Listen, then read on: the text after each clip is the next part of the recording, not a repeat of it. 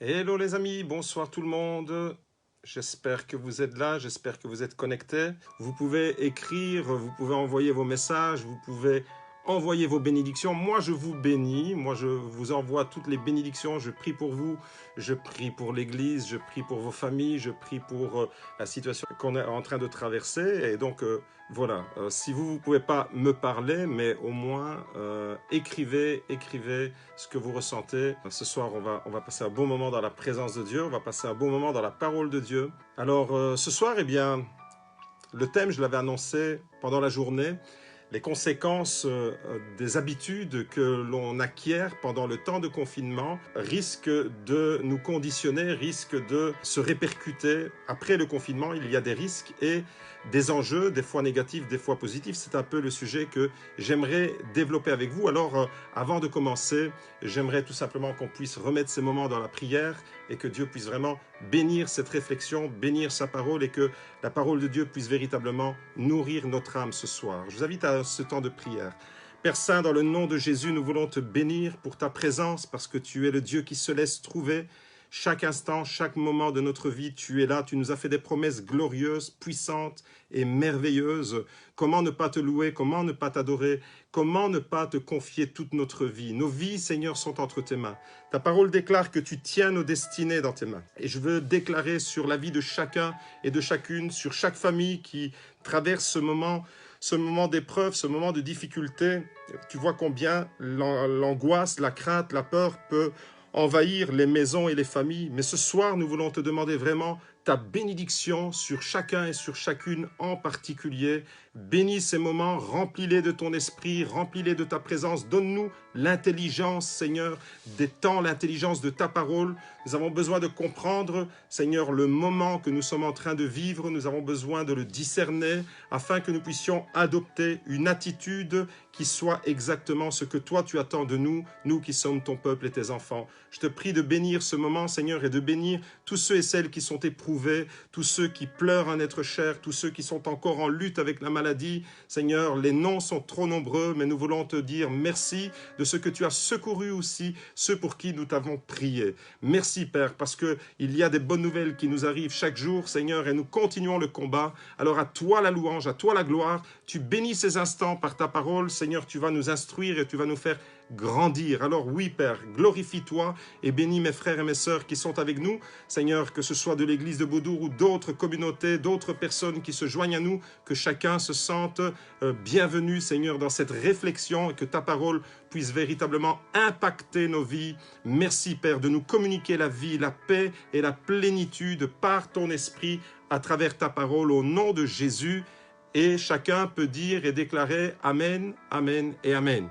Voilà, j'aimerais commencer et entrer dans le vif du sujet ce soir avec le thème que j'ai annoncé, les conséquences des habitudes que nous prenons pendant le temps de confinement avec les risques et les enjeux positifs ou négatifs. Alors je voudrais commencer tout de suite en entrant dans le vif du sujet avec une petite histoire qui remonte à 1960. En 1960, le docteur américain du nom de Maxwell Maltz a écrit un livre avec un titre, et le titre de ce livre c'était Psycho-cybernétique. Vous pouvez probablement le retrouver sur Internet. Donc le nom de l'auteur c'est Maxwell Maltz et il a écrit un livre Psycho-cybernétique. Cet homme c'est un médecin, c'est un homme de science et dans ce livre il partage son expérience en disant qu'il faut minimum 21 jours pour qu'une personne opérée d'une chirurgie esthétique fasse disparaître la vieille image qu'il avait pour en créer une nouvelle. 21 jours pour passer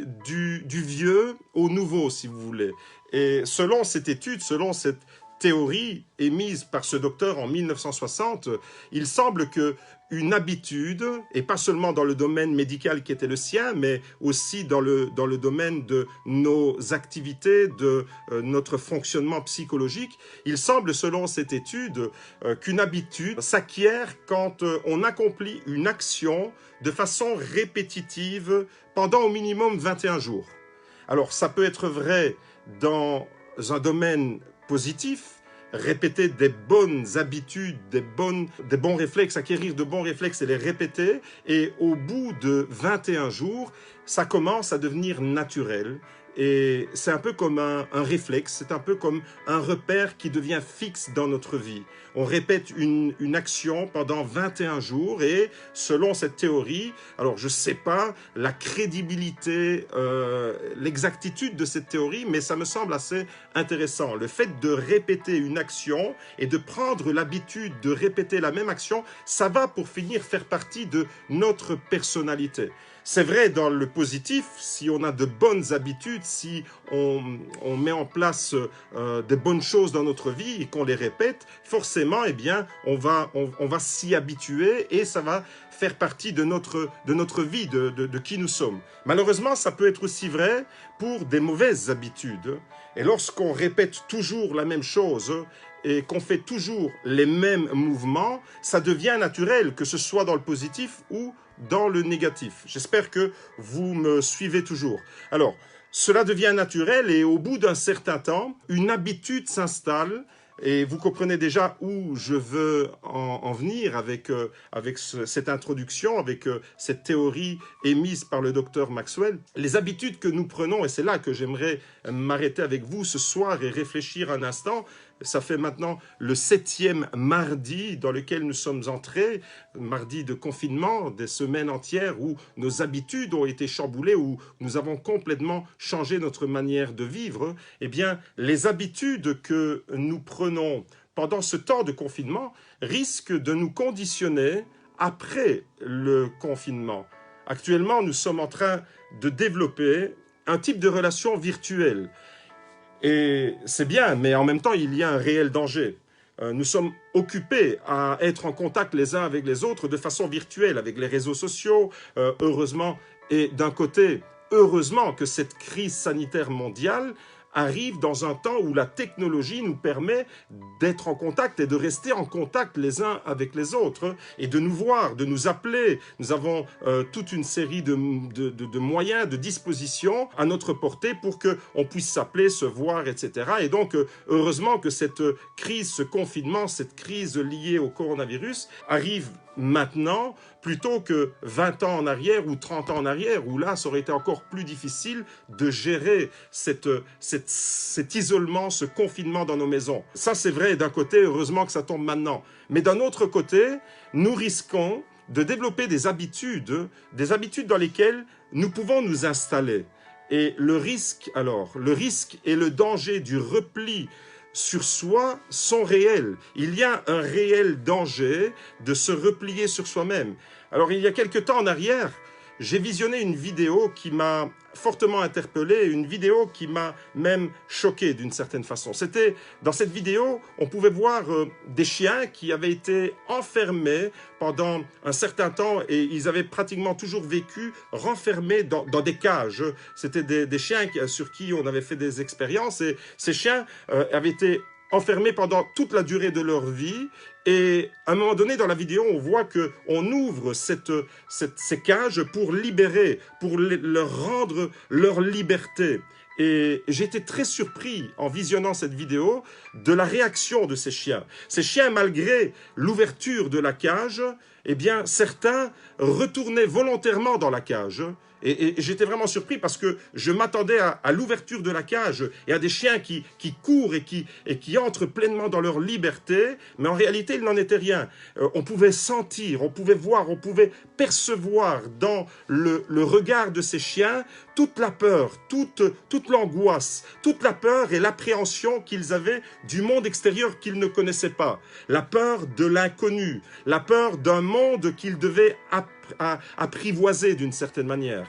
Et ces chiens, eh bien, me font un peu penser à nous qui sommes confinés, qui sommes comme dans des cages, si vous me passez l'expression. Nous sommes un peu confinés et à l'ouverture du confinement, eh bien, on sent déjà qu'il y a des craintes, qu'il y a des peurs, qu'il y a des retenues, on appréhende le monde après le coronavirus. Si vous prenez un autre exemple, toujours dans le monde animal, des animaux qui ont été toujours en captivité, qui sont nés en captivité, qui ont vécu en captivité, Quand vous les relâchez dans la nature, eh bien, ils sont désemparés. Et certains animaux ne sont même pas capables de vivre à l'état sauvage parce qu'ils n'ont pas été habitués à cela, parce qu'ils ont été habitués d'être confinés, d'être dans un milieu fermé. Alors, vous voyez un peu la réflexion où je veux la conduire ce soir.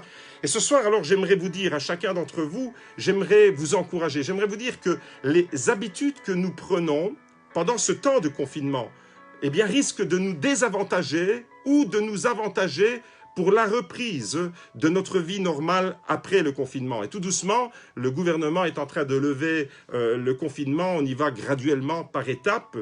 Les personnes qui... Le danger, il est réel. Les personnes qui, avant le confinement, par exemple, je vais donner quelques exemples pratiques et ce soir, et je terminerai avec quelque chose de très pratique pour vous encourager.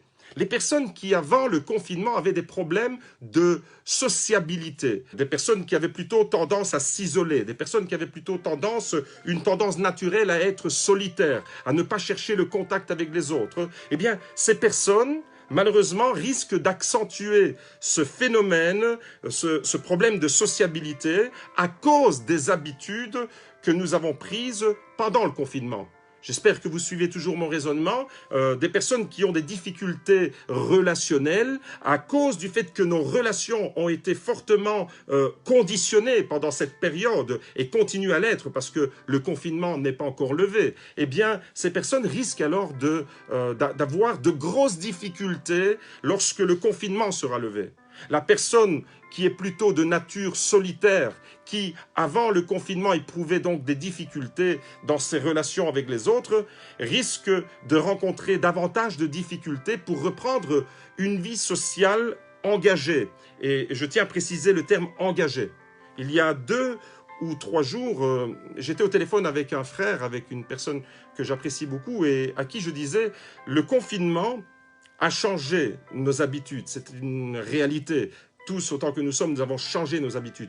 Mais c'est important de garder de bonnes habitudes. Alors, je vois ici les questions qui arrivent. Pas de psaume aujourd'hui? Oui, les psaumes arrivent. Le psaume arrive, mais j'aimerais mettre vraiment d'abord l'emphase sur le contexte avec lequel on va entrer dans le psaume. Le confinement a changé nos habitudes, mais c'est important de garder de bonnes habitudes. Par exemple, c'est important de suivre le culte le dimanche matin à l'heure du culte. L'heure du culte en direct et pas se dire dimanche matin, je peux faire autre chose, de toute façon c'est enregistré et je pourrai réécouter le message après. Alors, c'est important pourquoi? C'est important de ne pas avoir ce genre de raisonnement pour plusieurs raisons.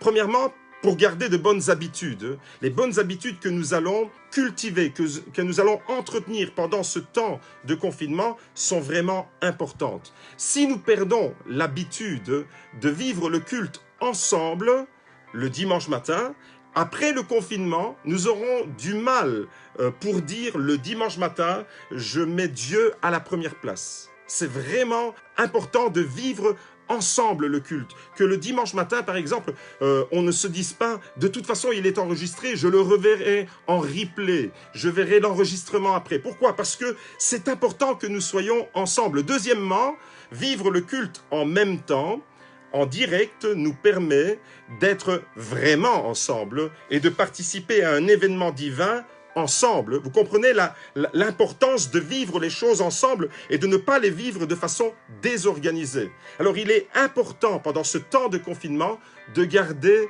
de bonnes habitudes pour mieux vivre l'après-confinement. Lorsque nous allons sortir de cette crise, il est vraiment important que nous puissions acquérir des bonnes habitudes. Et si vous chamboulez toutes vos habitudes, déjà que la situation, elle est complexe, elle est difficile à gérer. Mais si en plus, nous-mêmes, volontairement, nous changeons nos habitudes et nous allons alors éprouver de grosses difficultés après le confinement. Alors ce soir, voilà, le psaume, il arrive maintenant. Je vous propose le psaume 90, le psaume 90 pour ceux qui nous suivent de la France. Alors dans ce psaume, je vous invite à ouvrir la parole de Dieu ensemble. Psaume 90, c'est un psaume qui nous fait prendre conscience de plusieurs choses. C'est un psaume qui nous fait prendre conscience de la brièveté de la vie et de la nécessité de bien gérer le temps que Dieu nous donne. C'est les deux choses, j'insiste sur ces deux aspects. Dans ce psaume, il y a d'abord la brièveté de la vie qui est mise en évidence. La vie, elle est courte. Par rapport à l'éternité, on peut vivre des dizaines d'années, on peut vivre même 100 ans, on peut vivre un siècle. Moi, j'ai une grand-mère qui a vécu jusqu'à l'âge de 103 ans. Mais qu'est-ce que c'est 103 ans par rapport à l'éternité? Voyez-vous, dans ce psaume 90, on va découvrir la brièveté de la vie humaine, et la nécessité d'une bonne gestion du temps que Dieu nous offre. Alors dans ce psaume, on voit la nature transitoire de la vie, le côté éphémère de la vie, le côté de la vie qui passe comme un souffle, qui est confronté alors à l'éternité de Dieu. On va découvrir ça ensemble et je vous invite à lire avec moi à partir du premier verset, le psaume 90 ce soir. Seigneur, alors je précise que ce psaume, c'est Moïse qui l'a écrit, c'est le seul psaume qui porte le nom de Moïse comme auteur. Seigneur, toi, tu as été pour nous un refuge de génération en génération. Avant que les montagnes soient nées et que tu aies donné un commencement à la terre et au monde, d'éternité en éternité, tu es Dieu. Tu fais retourner l'homme à la poussière et tu dis, fils d'Adam, retournez, car 1000 ans sont à tes yeux comme le jour d'hier quand il passe, et comme une veille de la nuit. Tu les emportes, au verset 5, ils sont comme un instant de sommeil, qui le matin passe comme l'herbe.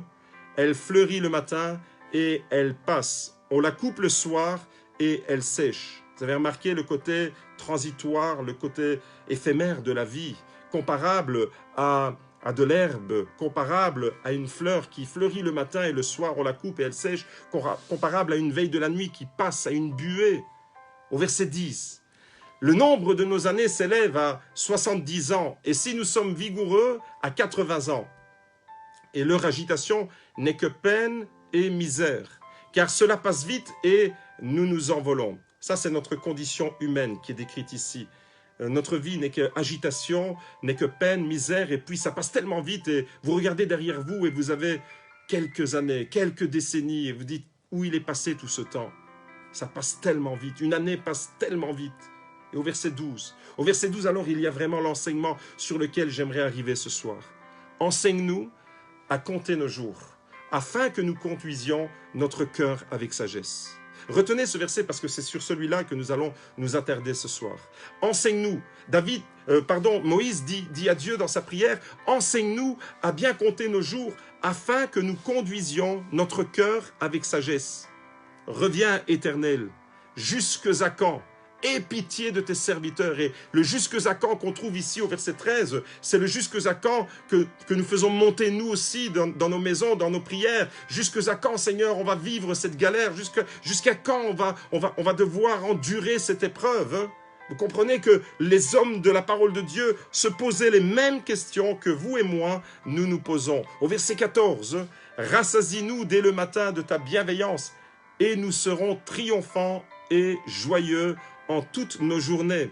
Réjouis-nous autant de jours que tu nous as humiliés, autant d'années que nous avons vu le malheur.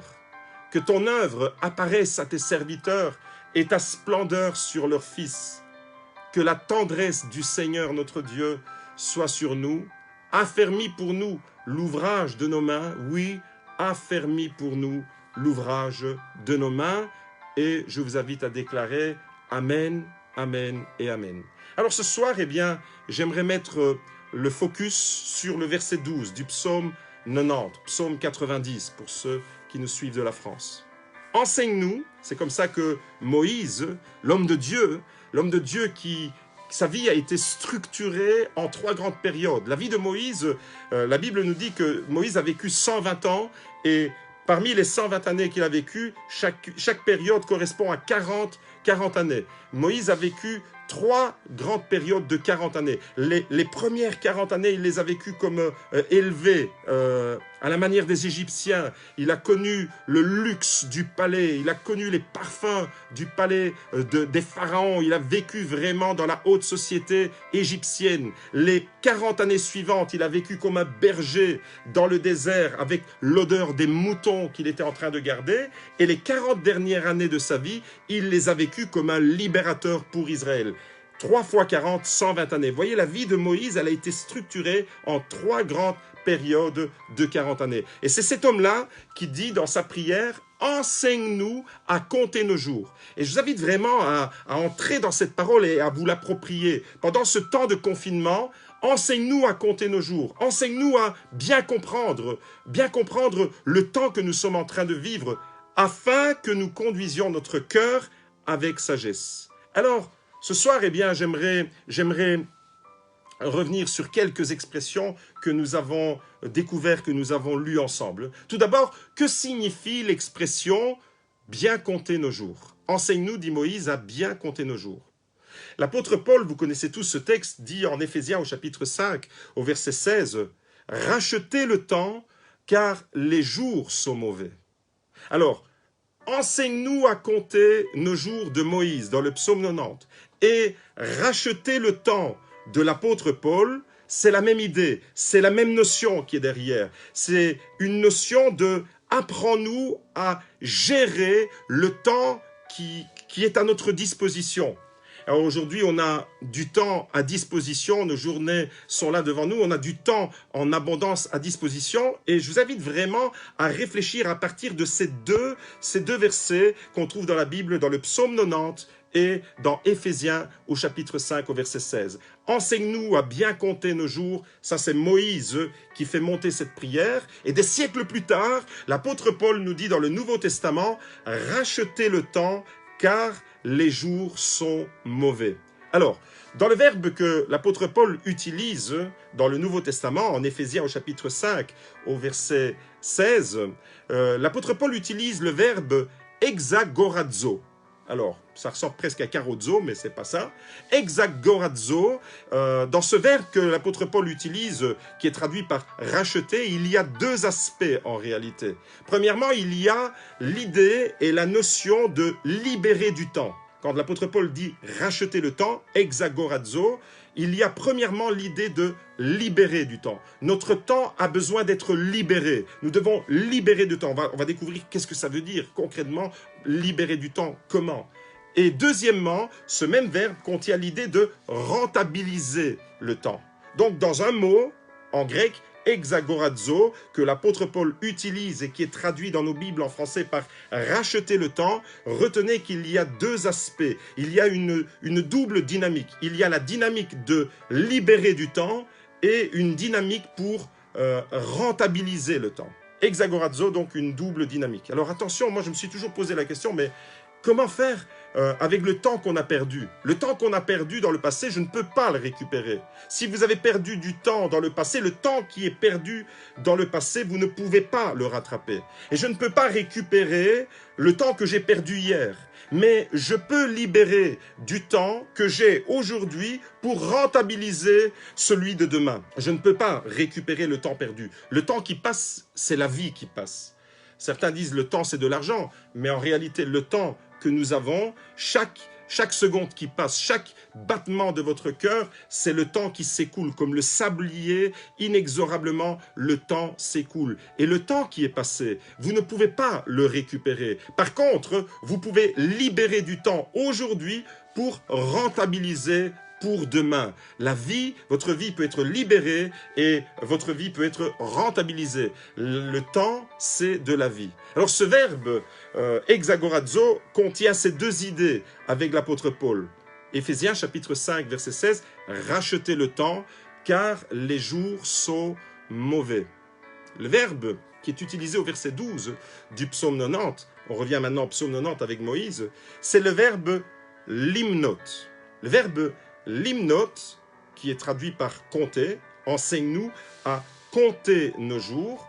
Ce verbe limnot signifie, on pourrait le traduire, je vais vous donner tous les sens qu'il y a dans le dictionnaire en hébreu. Le verbe limnot signifie compter, séparer, donner, destiner, fixer, accorder, préparer, établir.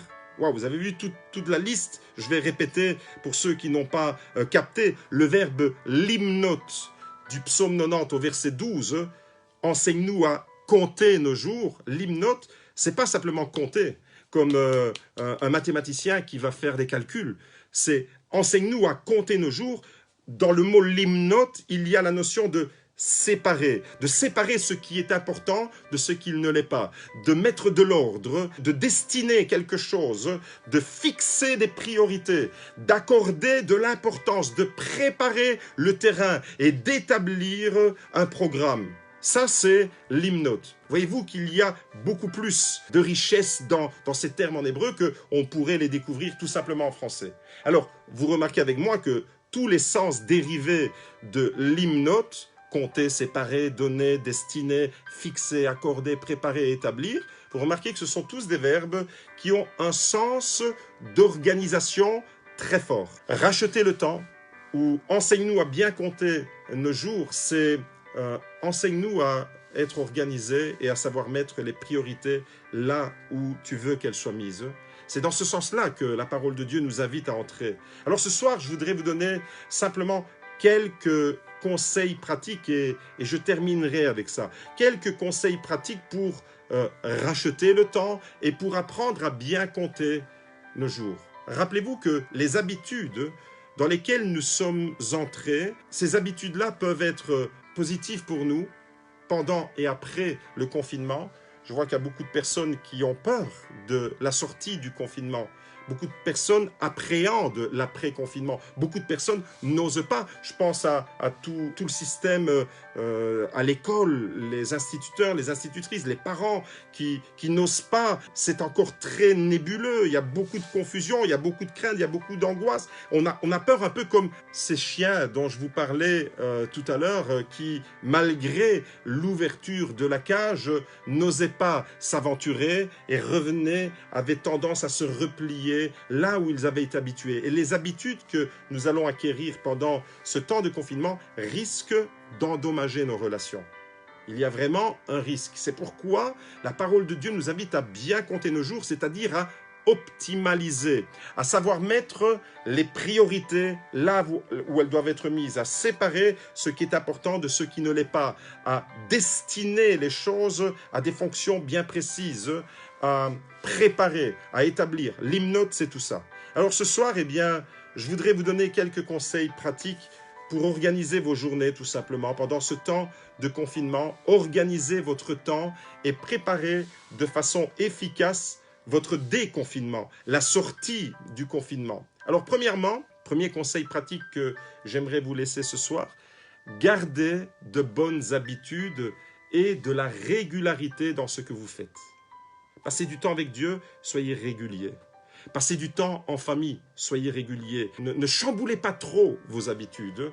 Gardez cette régularité et surtout, entretenez de bonnes habitudes. Les bonnes habitudes de mettre Dieu en priorité dans votre relation, de savoir revenir à des vraies valeurs, celles que la parole de Dieu nous donne, nous offre. Gardez premièrement des bonnes habitudes. Cherchez la qualité dans votre confinement. Ce n'est pas parce qu'on est confiné que notre vie perd de sa qualité. Votre vie ne dépend pas du confinement ou du déconfinement. Vous avez plus de valeur. Votre vie, elle a de la valeur parce que c'est Dieu lui-même qui donne cette valeur à votre vie. Et donc, cherchez la qualité dans votre confinement. Le verset 14 du psaume 90 nous dit « Rassasie-nous dès le matin de ta bienveillance et nous serons triomphants et joyeux en toutes nos journées. » Eh bien, ce verset-là, il est vrai pendant le confinement.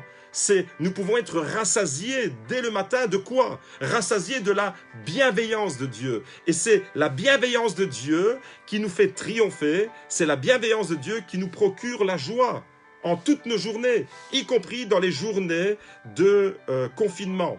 Alors, premier conseil pratique que je vous donne, c'est vraiment garder de bonnes habitudes et rechercher la qualité dans vos échanges, recherchez la qualité dans ce que vous faites. Ne nous laissons pas aller, parce que nous sommes dans le confinement, ne nous laissons pas aller à la médiocrité. Ne nous laissons pas aller à la médiocrité dans notre relation avec Dieu ou dans notre relation avec les autres. Et même un coup de fil à quelqu'un peut être une relation de qualité. Donc, cherchons ces moments de qualité. Rappelez-vous, la bienveillance de Dieu, c'est elle qui vient nous faire triompher et qui nous rend joyeux dans toutes nos journées. Si la bienveillance de Dieu, elle est avec nous, vous allez avoir cette bénédiction qui va vous accompagner pendant le confinement. Deuxième conseil pratique que j'aimerais vous laisser, ne vous installez pas dans votre confinement comme si c'était définitif. Ne vous installez pas dans le confinement comme si nous allions vivre toute notre vie dans le confinement. Même si c'est long, même si ça nous paraît vraiment long, eh bien, ne vous installez pas psychologiquement dans une forme de solitude. Parce que le confinement, c'est une forme de solitude. Voyez-vous, et la personne qui a des problèmes de sociabilité, qui a des problèmes, qui est plutôt naturellement solitaire, le confinement va accentuer cela, briser cela volontairement. Il faut que ça se fasse volontairement, chacun de sa propre initiative. Nous ne devons pas nous installer psychologiquement dans le confinement. C'est une période transitoire. C'est comme le désert qu'Israël a traversé avec Moïse, mais le désert n'était pas une destination. Le désert, c'était une phase intermédiaire entre l'esclavage en Égypte et la terre promise, le pays de Canaan qu'il devait conquérir. Le désert n'était pas la destination. Le confinement n'est pas notre destination. Nous n'allons pas continuer à vivre indéfiniment, éternellement dans le confinement. Et donc, nous devons nous déprogrammer parce que nous avons acquis des habitudes pendant ces semaines et le confinement n'est pas encore levé. Donc, on risque d'accentuer encore cela. Vraiment, je vous invite, et c'est le deuxième conseil pratique très concret que je vous donne ce soir à partir de ce psaume, enseigne-nous à bien compter nos jours. Ne vous installez pas, ne nous installons pas dans le confinement comme s'il était définitif et surtout ne nous installons pas psychologiquement dans une forme de solitude. Au verset 15, il est écrit « Réjouis-nous autant de jours que tu nous as humiliés, autant d'années que nous avons vu le malheur. » Donc il y a une compensation. Nous passons ce temps où nous sommes humiliés d'une certaine manière. L'homme est humilié pendant ce temps de confinement. Toute la folie des grandeurs de l'être humain, tout est revu à la baisse. Il est important vraiment qu'on puisse entrer dans cette parole. Le verset 15 nous dit « Réjouis-nous ». Il y a encore la possibilité de se réjouir malgré le confinement en perspective de ce qui vient aussi après. Et le troisième conseil pratique que j'aimerais vous laisser ce soir, et je termine avec ça, projetez-vous dans l'avenir. Projetez-vous dans l'avenir, préparez votre sortie, préparez le déconfinement. Ça se prépare psychologiquement, ça se prépare spirituellement. La peur ne doit pas vous empêcher de vivre. La peur, pour reprendre l'image des chiens que j'ai utilisée au début, ne doit pas nous faire retourner dans notre cage. Ne retournons pas à des habitudes qui nous ont isolés les uns des autres, mais prenons vraiment une autre forme d'habitude. Il y a encore et il y aura encore des œuvres bonnes que Dieu a préparées d'avance. Il y en aura encore celles que nous devons pratiquer, nous dit l'apôtre Paul. Dieu a préparé des œuvres bonnes d'avance pour que nous puissions les pratiquer. Éphésiens chapitre 2 au verset 10. Alors ce soir, eh bien, je vous laisse avec le dernier verset de ce psaume 90. C'est le verset 17. Je vous laisse avec cette parole qui nous dit, regardez comme c'est beau, comme c'est doux, comme c'est profond. Que la tendresse du Seigneur, notre Dieu, soit sur nous tous. Affermis pour nous l'ouvrage de nos mains. Oui, affermis l'ouvrage de nos mains.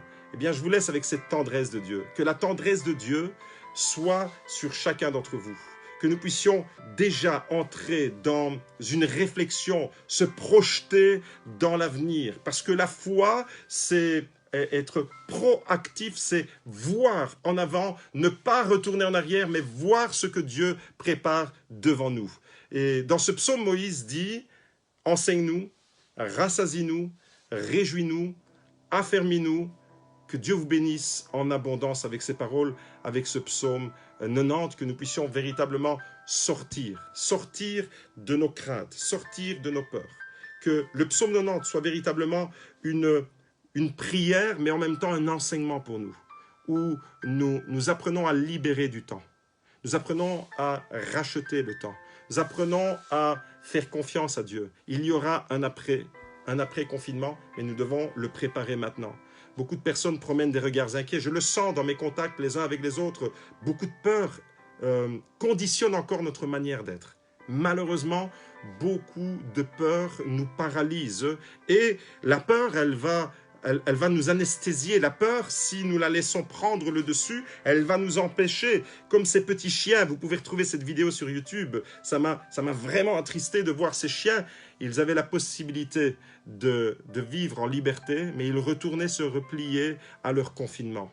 N'ayons pas ce réflexe, mais gardons cette parole comme une libération. Gardons cette parole comme un encouragement. Il y aura un demain, il y aura un déconfinement, il y aura une vie qui reprendra sa normalité, la normalité de Dieu, pas la nôtre, pas celle que nous avions imaginée, pas celle que nous avions connue, mais probablement autre chose. Allons dans la nouveauté que Dieu va nous offrir. Ne conditionnons pas Dieu. Ne mettons pas Dieu dans une boîte. Dieu va nous surprendre encore. Et la foi, c'est ça. C'est simplement de dire, Seigneur, apprends-moi à bien compter mes jours. Apprends-moi à avoir une attitude juste. Apprends-moi à bien compter mes jours afin que je conduise mon cœur avec sagesse. Que je puisse véritablement avancer dans la vie. Pendant ce temps de confinement, je ne veux pas que ce soit des journées stériles. Pendant ce temps de confinement, je ne veux pas que ce soit des journées qui passent de la même manière. Les jours après les jours se suivent et se ressemblent. Je ne veux pas vivre le confinement comme ça. Je veux optimaliser ce temps que tu me donnes. Je veux racheter le temps. Exagorazo. Je veux libérer le temps. Je veux le rentabiliser. Je veux compter. Je veux organiser. Je veux mettre des priorités parce que tu es mon Dieu et que tu me donnes de vivre. Alors, si le temps passe vite, qu'est-ce que c'est une journée? Qu'est-ce que c'est une année? Qu'est-ce que c'est une décennie? Qu'est-ce que c'est un siècle devant l'éternité? Je vous laisse avec cette parole. Seigneur, apprends-nous à bien compter le temps que tu nous donnes. Seigneur, je vais faire cette prière avec mes frères ce soir. Tu vois la situation que nous traversons, combien elle peut pénaliser, combien elle peut bloquer, combien elle peut nourrir de l'anxiété, de l'angoisse, Seigneur, pas seulement pour aujourd'hui, Seigneur, mais pour l'après. Et je te prie déjà, Seigneur, je veux me projeter déjà dans l'avenir, je veux me projeter déjà dans la phase où nos relations vont retrouver une normalité. Et beaucoup de personnes sont encore dans la crainte, dans les blocages, dans les crispations. Je te prie, Seigneur, véritablement de nous débloquer de ces craintes. Seigneur, tu nous invites à avoir une vie de qualité. La vie abondante que tu nous offres, Jésus, elle ne dépend pas seulement de notre liberté, de nos habitudes, elle dépend de ta présence. Et cette vie abondante, cette vie de qualité que tu nous promets à travers l'Évangile, nous pouvons en bénéficier, nous pouvons jouir de cette liberté, de cette liberté de l'âme. Seigneur, malgré le confinement, nous pouvons jouir de cette qualité de ta présence dans nos vies, de cette vie en abondance. Tu es venu pour nous donner cette vie en abondance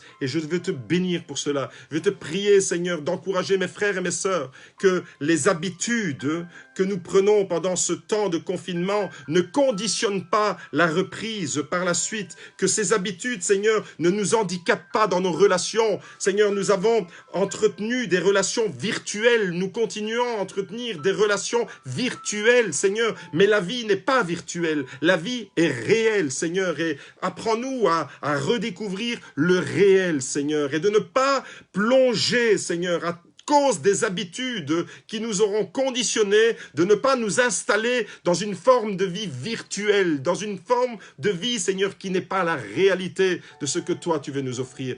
Te bénissons pour les moyens que nous avons d'être en communion les uns avec les autres, de pouvoir nous voir, de pouvoir même proclamer et prêcher ta parole à travers les médias. Grâce à la technologie d'aujourd'hui, tout ça est possible, mais Seigneur, nous aspirons à la vie réelle. Et pour cela, nous avons besoin de ta grâce, nous avons besoin de ta puissance, nous avons besoin de ta tendresse, Seigneur, et cette tendresse, cette bienveillance que tu nous accordes, c'est elle qui va nous enrichir, Seigneur. Comme le dit le verset 14 de ce psaume 90, oui, Seigneur, que la bienveillance de l'Éternel puisse nous amener dans une vie triomphante. Merci, Seigneur, pour cette bienveillance, pour cette bonté, pour ton amour, pour qui tu es, parce que c'est ça, Seigneur, qui va nous rassasier dès le matin. Le matin, je me réveille, Seigneur, et tu es présent. Le soir, je me couche et tu es présent. Et chaque instant de ma vie, chaque moment, chaque battement de mon cœur me rappelle que tu es présent, que tu es le fidèle, Seigneur, et que tu ne m'abandonnes pas, tu n'abandonnes pas tes enfants, tu n'abandonnes pas ton Église. Seigneur, rassasie-nous de toutes ces choses. Rassasie-nous de qui tu es, de ta présence, de ta bienveillance, Seigneur. Alors oui, comme le dit le verset 14,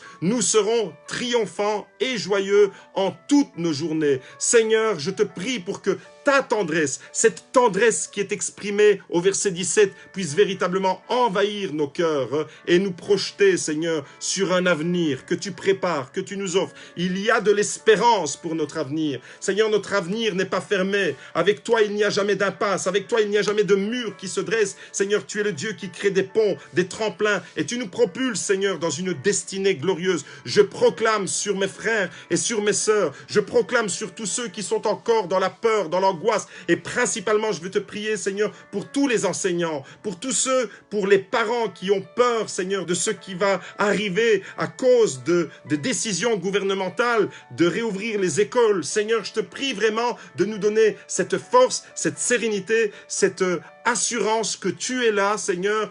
Donne-nous de rester fermes, Seigneur, sur tes promesses. Donne-nous de rester engagés, Seigneur, dans une vie réelle, Seigneur. Ne nous fais pas tomber, Seigneur. Ne nous fais pas sombrer dans une forme de vie illusoire. Ne nous fais pas tomber dans une forme de vie virtuelle, Seigneur. La vie n'est pas virtuelle. Je proclame, Jésus, que tu es le chemin, la vérité et la vie. Et ça, c'est du réel. Merci, Seigneur, pour qui tu es, parce que ta présence vient enrichir ma vie. Merci parce que dans mon confinement, tu viens m'enrichir et tu viens me préparer, Seigneur, afin que je puisse me projeter dans un avenir glorieux. Je le proclame sur chacun de mes frères, sur chacune de mes sœurs, l'avenir sera glorieux et il sera à la hauteur de tes promesses. Que ta gloire soit manifestée en puissance et que ta bénédiction vienne imprégner chacun et chacune dans nos maisons. Au nom de Jésus, Amen, Amen, Amen.